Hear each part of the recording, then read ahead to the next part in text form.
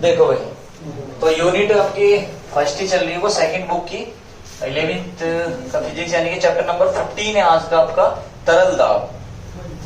अब तरल जो दाब लगाते हैं उसके बारे में, चैप्टर के बारे में पढ़ेंगे। और तरल दाब के लिए किसने नियम दिए, पास्कल ने क्या नियम दिया था, किस लो पे चलते हैं नहीं चलते हैं, आर्किमिडीज का सिद्धांत पढ़ोगे आप इसमें, आर्किमिडीज का सिद्धांत भी पढ़ोगे। और जो पाइप होते हैं प्रेशर या हवाई जहाज किस सिद्धांत, सॉरी हवाई जहाज बोल रहा हूँ, पानी का जो जहाज होता है शिप, वो किस सिद्धांत पे तैरते हैं, ठीक है। वे सब कुछ इसमें आप पढ़ने को मिलेगा, काफी अच्छी चीज। और जो हाइड्रोली वगैरह आपने सुनी होगी, ट्रैक्टर की हाइड्रोली उठा दो, या जो बाइक है आप क्या करते हो कि एक आपने स्विच दबाया और बाइक का वो इशू ऊपर उठता चला जाएगा, बाइक ऊपर उठ जाए। या सिंपल जो आपके पास आते हैं हाइड्रोली, छोटी छोटी सी हाइड्रोली आती है, उसमें आप क्या भरते हो, पेंचकस भरते चले जाओ, ऐसे घुमाते चले जाओ, ट्रक के ट्रक उठा देते हो, एक छोटी सी वस्तु ट्रक को उठा देती है। वे सब कुछ सिद्धांत किसके प्रिंसिपल पे है, वो सब कुछ प्रिंसिपल पे है तरल के, ठीक है, लिक्विड के। मतलब काफी इंटरेस्टिंग चीजें आपको देखने को मिलेगी इसमें। तो अगर हम बात करें तरल दाब की, तो सबसे पहले है तरल, तरल यानी कि फ्लूइड। अब तरल होता क्या है, यानी कि फ्लूइड होते क्या है। अब फ्लूइड उस वाले को मत सोचने जो एरेंज करने का मत है कि फ्लूइड लगा दिया है, तो वो भी तरल ही, लेकिन तरल होता क्या है, जो बह सकता हो, फ्लो कर सकता हो। फ्लूइड क्या होगा, तरल को क्या बोलते हैं, फ्लूइड। अब फ्लूइड क्या होंगे, जो फ्लो कर सकते हो। तरल क्या होंगे, जो बह सकते हो, यानी कि वे पदार्थ जो बह सकते हो। लगाइए अड़ी, तरल क्या होते हैं, वह पदार्थ जो बह सकते हो, फ्लो कर सकते हो।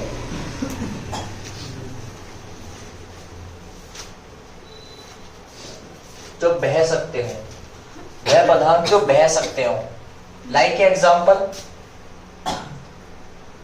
या बहने का गुण पाया जाता हो, ऐसे बोल सकते हैं हम, वह पदार्थ जिनमें बहने का गुण पाया जाता हो। एग्जाम्पल जैसे कि द्रव तथा गैस दोनों ही बह सकते हैं, ठीक है। द्रव तथा गैस, द्रव है लिक्विड है, लिक्विड को आप फ्लो करा दीजिए, ऐसे छोड़ दीजिए तो बहना स्टार्ट कर देगा, पानी बहता है, चाय बहती है, दूध बहती है, फ्लो कर सकते हैं। गैस है, गैस कोई सी भी गैस ले लो, गैस को आप ऐसे छोड़ दीजिए, गैस फ्लो कर सकती है, इधर उधर बह सकती है, कोई दिक्कत वाली बात नहीं है। तो जिनमें बहने का गुण पाया जाता हो, फ्लो करने का प्रॉपर्टी हो, फ्लो करने की जिसमें प्रॉपर्टी हो, वो क्या कहलाती है, हमारी तरल कहलाता है। क्या कहलाता है, तरल। अब तरल दाब क्या होता है, हालांकि दाब ही तरल दाब है, लेकिन तरल के द्वारा लगाया गया जो दाब होता है वो तरल दाब कहलाता है। अब तरल दाब को हम प्रेजेंट करते हैं पी से, और इसका फॉर्मूला होता है P = F अपॉन में A। अब ये क्या है सर जी, F तो फोर्स है, बल, A एरिया है यानी कि क्षेत्रफल, मैं नाम लिख देता हूं एयर। F क्या है आपका, फोर्स यानी कि बल, और A क्या है आपका, एरिया यानी कि क्षेत्रफल। I hope clear. तो P क्या होता है, तरल दाब। और सिंपल नॉर्मल भाषा में बोल सकते हैं दाब। तो P बराबर F अपॉन में A, F upon A formula जो होता है। अब फोर्स अपॉन एरिया, या ऐसे बोल सकते हो आप, the ratio of the force and area is called pressure, या बल और क्षेत्रफल के अनुपात को दाब बोलते हैं। अदरवाइज आप सिंपल परिभाषा बनाना चाहते हो, जो हम बनाते हैं क्या, इफ यदि A = 1 metre square, A = 1 metre मान लीजिए, A की वैल्यू 1 मान लीजिए, क्योंकि A का मात्रा मीटर स्क्वायर होता है। और जब 1 मान लेंगे तो उसे बोलते हैं एकांक, क्या बोलते हैं उसे, एकांक क्षेत्रफल। जब A बराबर 1 हो गया, तब P = क्या बन जाएगा, F, क्योंकि A का मान तो 1 हो गया। अर्थात एकांक क्षेत्रफल पर लगने वाला बल, या एकांक क्षेत्रफल पर कार्य करने वाला बल तरल दाब कहलाता है। बहुत सिंपल है क्या, अर्थात एकांक, साथ साथ नोट करें, एकांक क्षेत्रफल, ऐसे भी बोल सकते हैं हम किसी वस्तु की, अब ये भी बोल सकते हैं किसी वस्तु पर एकांक क्षेत्रफल पर लगने वाला बल, या सिंपल बोलते हैं एकांक क्षेत्रफल पर लगने वाला बल तरल दाब कहलाता है। या वैसे बोल सकते थे कि दाब द्वारा तरल द्वारा लगाया गया दाब तरल दाब कहलाता है। ठीक है। अगर हम बात करें इसकी यूनिट की यानी कि मात्रक की, तो फर्स्ट केस है इसका। अगर हम बात करें मात्रक की, एक बार समझेंगे पहले यहाँ पे, बाद में नोट करना। अगर हम बात करें मात्रक की यानी कि यूनिट की, तो यूनिट होती है P equal to F upon A. Formula, F का मात्रक हो गया न्यूटन और A का हो गया मीटर स्क्वायर, तो न्यूटन अपॉन मीटर स्क्वायर। इसका ऐसा ही मात्रक है, न्यूटन अपॉन मीटर स्क्वायर। और जो तरल दाब है उसकी जो खोज करी थी, अभी आगे पढ़ोगे आप, पास्कल का नियम। तो इसी को बोलते हैं पास्कल, या इसी को बोलते हैं पास्कल।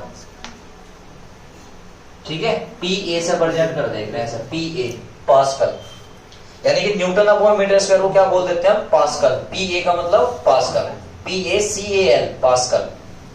ठीक है। PA से प्रेजेंट कर देते हैं इसको, PAC, ठीक है, पास्कल। ठीक है, पास्कल का लो भी आ जाएगा। अगर हम बात करें इसकी दूसरी हेडिंग में, तो दूसरी हेडिंग क्या होगी इसकी, विमीय सूत्र, विमा यानी कि डायमेंशन, वो भी यहां से निकल लेंगे। P equal to F upon में A। अब F की होती है ML-T-2 और ये क्षेत्रफल है, लंबाई गुना चौड़ाई, L इंटू L2, तो ये बन जाएगा L2। अब एक L से एक L कैंसिल हो जाएगा, M बचा, एक L ऊपर जाएगा तो L-1 और T-2, तो ML-1 T-2। देखना समझ में आ रहा है भाई। F की हो गई ML-T-2, A की हो गई L2, एक L से एक L कैंसिल हो गया, एक L ऊपर जाएगा तो ML-1 T-2। और थर्ड टॉपिक आपका क्या बचता है, राशि। अब राशि देखो क्या है, जो बल है वो तो सदिश है और ये क्या है, अदिश। अब सदिश से क्या आती है, हमेशा सदिश, ऐसा कोई जरूरी नहीं है। ये जो दाब है वो क्या है, हमारी अदिश राशि है, यानी कि स्केलर क्वांटिटी है। स्केलर जो दाब है वो अदिश राशि है, वो दिशा पे डिपेंड नहीं करता आपका। ठीक है, तो आप इसे नोट करें जल्दी से, बाकी का आगे कराते हैं अभी। देखो भाई, तो अगर हम बात करें इसके मात्रक हो गया आपके पास, अन्य मात्रकों की बात करते हैं। इसके अन्य मात्रक बार भी होते हैं, टोर भी होते हैं। बार, टोर, पास्कल, वायुमंडल और डाइन अपॉन सेंटीमीटर। मैं फिलहाल अगली क्लास में लिखवाऊंगा, अभी बस मैं एक बता रहा हूं कि एक डाइन, एक newton upon metre square equal होता है 10 डाइन अपॉन सेंटीमीटर स्क्वायर। ये इसका सीजीएस मात्रक है, दाब का सीजीएस मात्रक है कि एक न्यूटन मीटर स्क्वायर अपॉन 10 यानी कि 10 डाइन अपॉन सेंटीमीटर स्क्वायर। जैसे बल का सीजीएस मात्रक डाइन होता है, मैं लिखवाया भी था, ग्रेविटेशन फोर्स इक्वल 10⁵ डाइन। ठीक है, इतने डाइन की इक्वल होती है। अब यहाँ पर जो बात है वो अगला डेरिवेशन ये है कि द्रव स्तंभ के कारण दाब का फॉर्मूला। उससे पहले कुछ चीजें आपको समझनी पड़ेगी, समझनी क्या पड़ेगी उसको समझे आप पहले। जैसे कि आपके पास फॉर्मूला है दाब का, बल का। अब बल का फॉर्मूला आपने पढ़ रखा है, जो बल होता है F और F इक्वल टू होता है mg, द्रव्यमान गुना त्वरण। गुरुत्वीय त्वरण पढ़ा है आपने, तो द्रव्यमान गुना गुरुत्वीय त्वरण पढ़ा है आपने, यानी कि F बराबर m में। अगर ऊपर नीचे की बात होती है तो कहां पहुंच जाता है, A बन जाता है g। क्या बन जाता है, g। सही है बेटे। अब m, अब द्रव्यमान का भी आयतन के पदों में फॉर्मूला था। एक चीज ध्यान रखना, हमारे पास जितने भी लिक्विड होते हैं, द्रव होते हैं, उन्हें हम किलो में मेजर नहीं करते, हम वो गलत पढ़ते हैं, हम आयतन में मेजर करते हैं।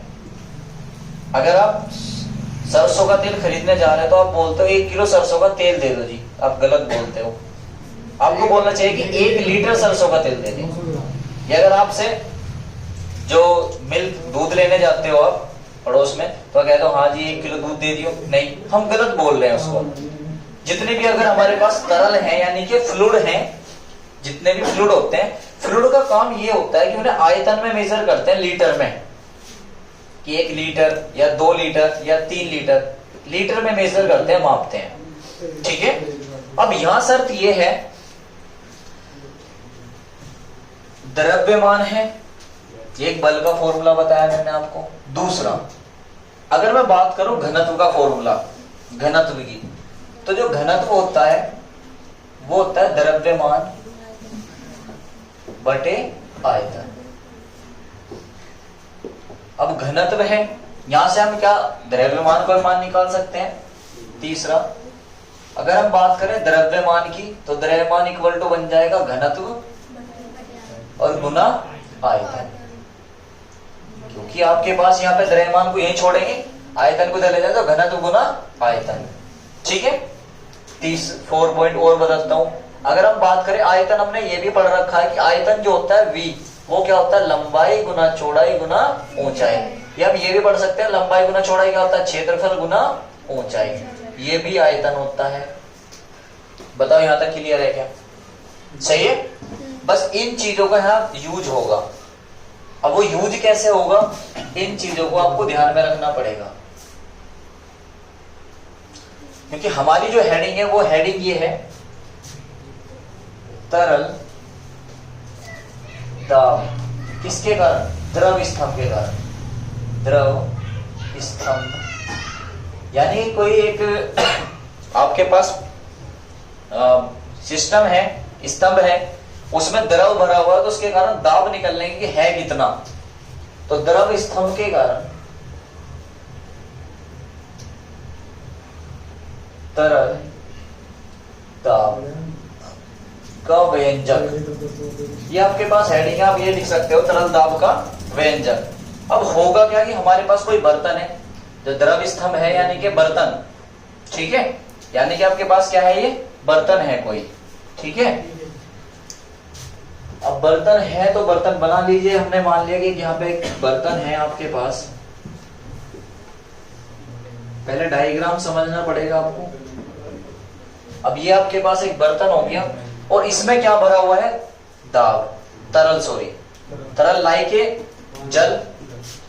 अब जल ऐसे भर दिया है हमने, इसमें ब्लू टाइप का होता है तो ब्लू से ही कर दिया हमने। लो जी,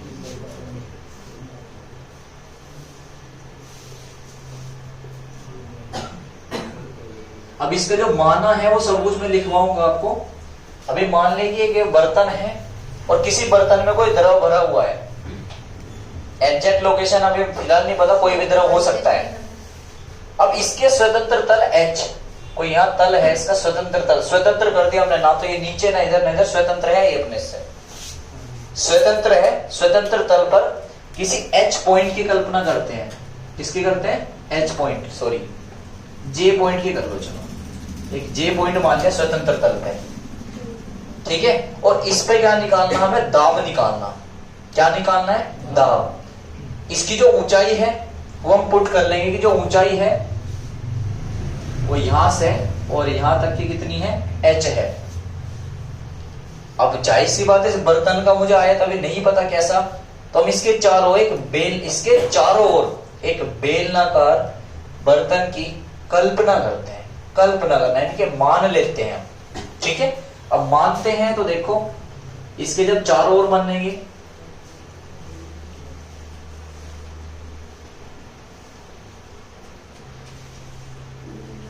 बेलनाकार बर्तन की हमने क्या कर दी है, कल्पना कर ली,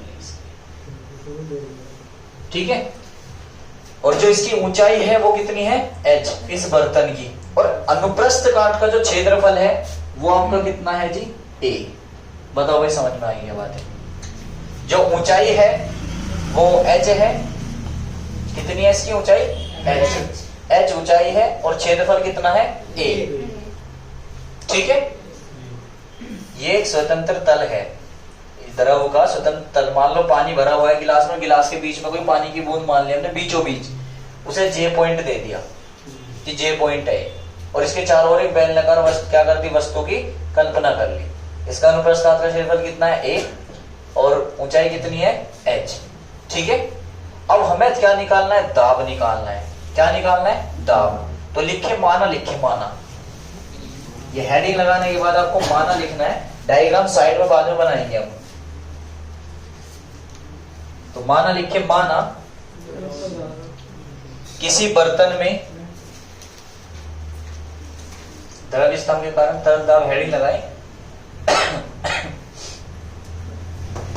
और फिर लिखें कि माना किसी बर्तन में कोई द्रव भरा है,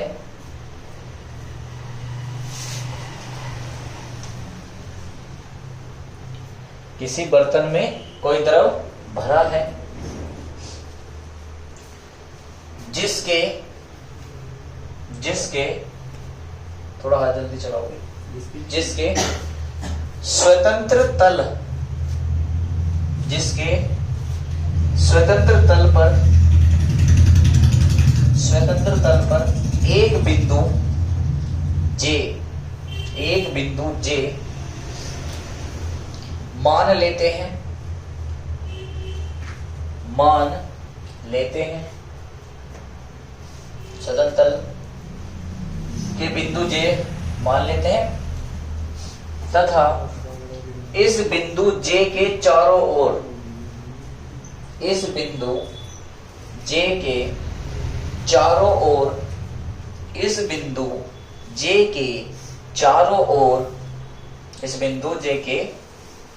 चारों ओर एक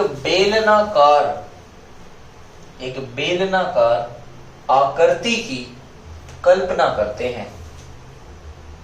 बेलनाकार आकृति की कल्पना करते हैं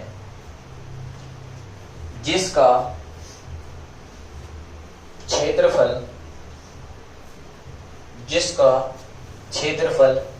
A कैपिटल A तथा ऊंचाई स्मॉल h है तथा एक चीज और नोट करना, तथा द्रव का घनत्व और द्रव का जो घनत्व है वो है ये रो, घनत्व है रो, ऐसे बनता है रो, इसे बोलते हैं रो। ठीक है, द्रव का जो घनत्व है वो क्या है, रो। पी की टाइप बनाना है, थोड़ा सा इसकी टांग थोड़ी तिरछी कर देनी है तो रो बोलते हैं इसको, रो। ठीक है, तो इसका जो घनत्व वो कितना है, रो। द्रव का घनत्व कितना है, रो।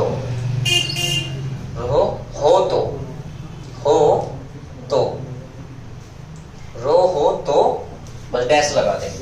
अब आ जाए यहाँ पे, वो जो आपने माना लिख लिया है तो आपको क्या समझना है, तरल दाब। आपको क्या समझना है, तरल दाब। तो तरल दाब, अब समझना इस चीज को। क्वेश्चन आते हैं कि तरल दाब है वो क्या उसके बर्तन की आकृति और आयतन वगैरह पे निर्भर करता है नहीं करता है, वो देखेंगे करता है नहीं करता है। तो यार तरल दाब है, तो तरल दाब का फॉर्मूला आपने पढ़ा ही है कि P बराबर होता है F/A। अब यहां पर थोड़ा सा मॉडिफाई करते हैं इसको। देखो उधर फॉर्मूले मैंने लिखे हैं कि F इक्वल टू होता है mg, तो मैं यहां लिखता हूं F की जगह क्या लिख देता हूं, mg अपॉन में A। बताओ यहां तक समझ में आती है नहीं आती है बात है उसके अकॉर्डिंग। ठीक है, दूसरी बात हमने भी पढ़ा कि द्रव्यमान m बराबर होता है घनत्व गुना आयतन। तो यानी कि मैं लिख सकता हूं कि द्रव्यमान बराबर घनत्व कितना है, रो, और आयतन कितना है, v। सही है। और हमने ये भी पढ़ लिया कि m equal to rho into v। v equal to क्या पढ़ा हमने, a गुना h, तो क्षेत्रफल गुना ऊंचाई। बताओ ये चीज समझ में आई क्या? फिर से कंफ्यूज होने की जरूरत नहीं है। अगर हम बात करें m बराबर होता है mg, तो m बराबर mg रख दिया, और m यानी कि द्रव्यमान क्या होता है हमारे पास, द्रव्यमान की बात करें तो घनत्व गुना आयतन। अब घनत्व गुना आयतन रखा हमने, यानी कि घनत्व गुना आयतन। घनत्व क्या है, रो, आयतन कितना है, v कैपिटल V। अब रो तो झुका तो, लेकिन आयतन बराबर होता है क्षेत्रफल गुना ऊंचाई, तो इसकी वैल्यू हम यहाँ पे रख देंगे। आ रही है बात समझ में? फिर से समझ सकते हो आप लोग। जो है बराबर mg था, m की वैल्यू क्या रख दी हमने, घनत्व गुना आयतन, घनत्व गुना आयतन, और आयतन क्या करते हैं, क्षेत्रफल गुना ऊंचाई। तो अब इसकी वैल्यू रख दीजिए आपकी P equal to m। m की जगह क्या रखना आपको, rho into A into H into में G अपॉन A। अब A से A कैंसिल, तो P इक्वल टू आपके पास फॉर्मूला आता है P equal to H rho और ये आपका जी। अब इसकी बातें समझना आप लोग इस फॉर्मूले की, कि क्या तरल दाब क्षेत्रफल पर निर्भर करता है? बिल्कुल नहीं करता। कहां से करेगा तरल दाब क्षेत्रफल पर निर्भर? कहीं ए है इसमें? लेकिन आप लोग क्या लिखते हो जब टीचर पूछते हैं कि हाँ जी देखो करें जी, ए बढ़ाओगे तो दाब घटेगा। बात हो रही है तरल दाब की। अगर कोई बर्तन में द्रव भरा हुआ है और वो दाब लगा रहा है, क्या उसके क्षेत्रफल पर निर्भर करेगा? बिल्कुल नहीं करने का, क्योंकि फॉर्मूला तो देखें आप। फॉर्मूला क्या कह रहा कि मैं निर्भर करूंगा ऊंचाई पर, घनत्व पर और जी पर। अब जी तो सबके लिए बराबर रहने वाला है भाई, जी तो सभी के लिए बराबर रहेगा, 9.8 है। तो किस किस पे डिपेंड कर रहा है? अगर हम बात करें इसके अनुसार, P निर्भर कर रहा है H पे और P निर्भर कर रहा है रो पर, घनत्व पर। यानी कि आपके पास जो दाब है वो ऊंचाई पर निर्भर करता है और दूसरा जो दाब है वो निर्भर कर रहा रो पर, घनत्व पर। कौन? द्रव स्तंभ के कारण दाब। जैसे हमारे घर के छतों पर टंकी रखी होती है पानी की, वो किस किस पे डिपेंड करेगी? क्या क्षेत्रफल पर डिपेंड करेगी? नहीं, किसी कीमत पर नहीं करने। किस पे डिपेंड करेगी? उसकी ऊंचाई पर और उसके घनत्व पर। सही है? तो उसकी ऊंचाई पर निर्भर करेगी, दूसरा क्या करेगी? घनत्व पर निर्भर करेगी। सही है? अब यहाँ पे सोचने वाली बात यह है, यहाँ पे क्वेश्चन बनेंगे। आप पहले से नोट करें, फिर मैं इसके क्वेश्चन बताता हूँ क्वेश्चन कैसे कैसे बनेंगे। हाँ भाई, अगर हम बात करें, ये आपके पास आगे हमारे पास 2 पॉइंट आते हैं कि P समानुपाती है H के, यानी कि ऊंचाई पर निर्भर करेगा, P समानुपाती है रो, घनत्व पे। अगर हम बात करें यहाँ पर, मैं क्वेश्चन बताता हूँ आपको, उस क्वेश्चन का आंसर ढूंढते हैं, फिर उसके बाद ये पॉइंट समझना कि पॉइंट है क्या। ठीक है? उससे पहले मैं आपको एक चीज बता देता हूँ कि जो जल का घनत्व होता है 1 × 10³ किलोग्राम मीटर अपॉन क्यूब होता है, जबकि पारे का जो घनत्व होता है मरकरी का, वो होता है rho equal to 13.6 13.3 kilogram upon metre cube. यानी कि इसका 1 होता है, इसका होता है 13.6। पारे का घनत्व अधिक होता है। अब यहाँ अगर मैं बात करूं, अगर हमारे जो घर पे टंकी रखी हुई है, हम ये मान लेते हैं कि आपके पास यहाँ पे कोई टंकी रखी हुई है, यहाँ पे टैंक रखा हुआ गया है, ठीक है?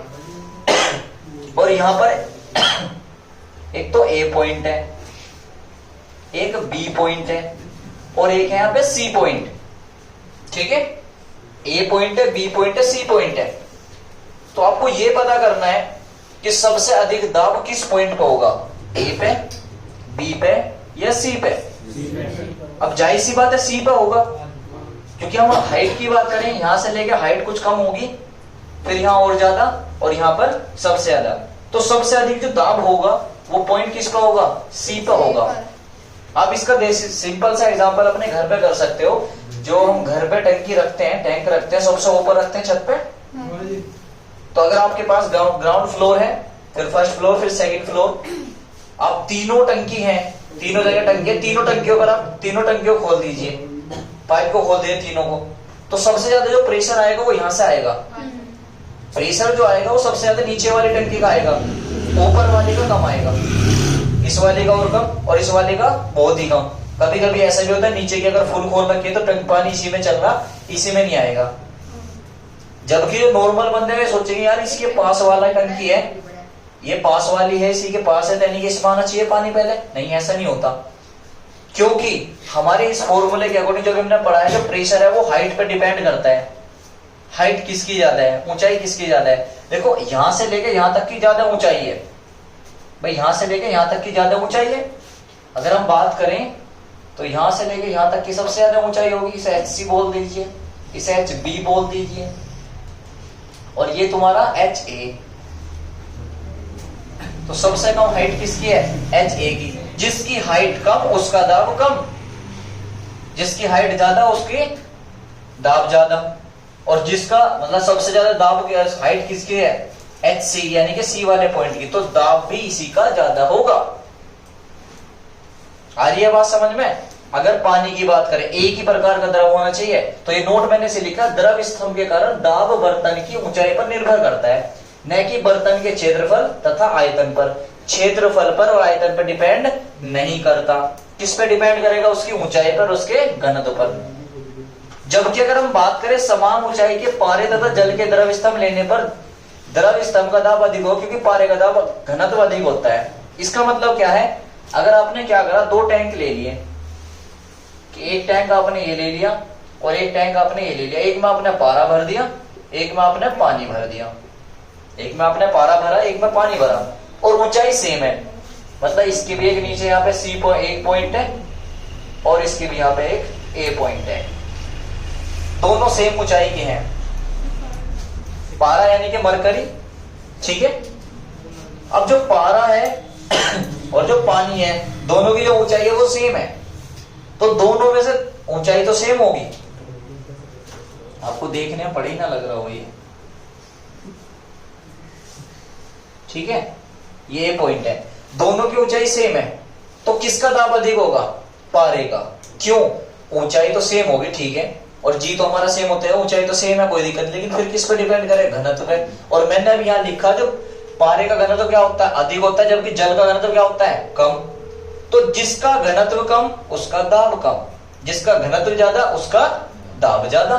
तो पारे का क्या होता है? घनत्व ज्यादा होता है, तो पारे का दाब ज्यादा आएगा, जबकि पानी का घनत्व, पानी का दाब क्या आएगा? कम आएगा, क्योंकि पारे का घनत्व ज्यादा होता है। आपको यही चीज समझनी है कि जो दाब है वो ऊंचाई और घनत्व पर निर्भर करता है। अगर दोनों की हाइट सेम ले ली जाए और एक में पानी भर दिया जाए, एक में पारा, तो पारे का दाब अधिक आएगा, क्योंकि पारे का घनत्व अधिक होता है। और अब जो कंसेप्ट है मैंने तो बताया घर के टंकी वाला, घर जाके करके देखना आप लोग, कि जो सबसे नीचे वाली टंकी होती है उसका जो सबसे ज्यादा प्रेशर आएगा, ठीक है। आज के लिए नहीं, बाकी पास कर लो, अगले लेक्चर में होगा, ठीक है।